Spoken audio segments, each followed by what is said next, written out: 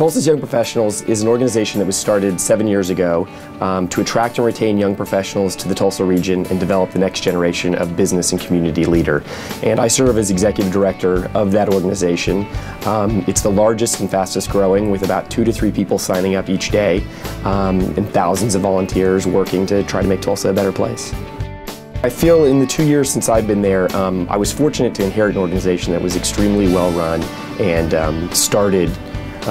The foundation was there, but like anything, at some point, you have to shift from growing an organization to engaging an organization, and that's really where my focus has been. Because TIPRO's, Tulsa's Young Professionals, had a good name within the city, we really had the benefit of kind of taking our events on a larger scale. Whereas the first 2 years, the events were more for the members themselves.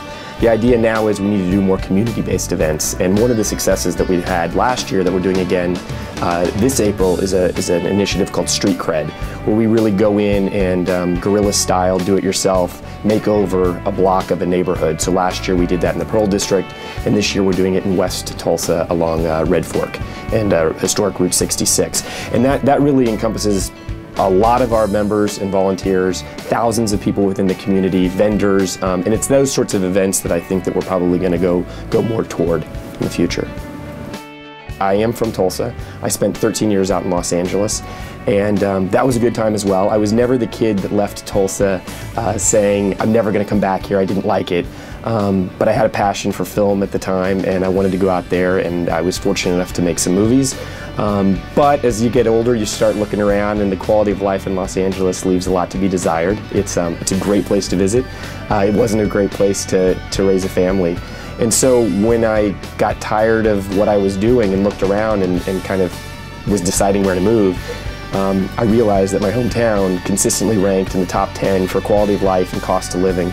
And those two things are really strategic advantages that Tulsa has. And I kind of think the Chamber hired me as the guy that moved from Los Angeles, because the first year I was here, I just got peppered with questions why you'd ever leave Los Angeles and come back to Tulsa. And I'd usually spin that question on them, and I'd say, what do you think so great about Los Angeles, or what do you think Tulsa is lacking that makes you ask that question? And it's that sort of engagement that I love, because I think Tulsa has a lot to offer. I think Oklahoma has a lot to offer, and I'm excited to help kind of continue to build on these pieces. In 10 years, I would say hopefully I'm still extremely active in the community. Moving from film to working for the Chamber of Commerce doesn't seem like an organic transition, but when I really think about what I've enjoyed in both roles, it's managing people and it's managing ideas around a common vision, whether it's a movie set or whether it's 8,000 volunteers. So hopefully I'm doing something in that vein, managing people, managing ideas, doing it on a grand scale, and helping the perception of Tulsa and Oklahoma.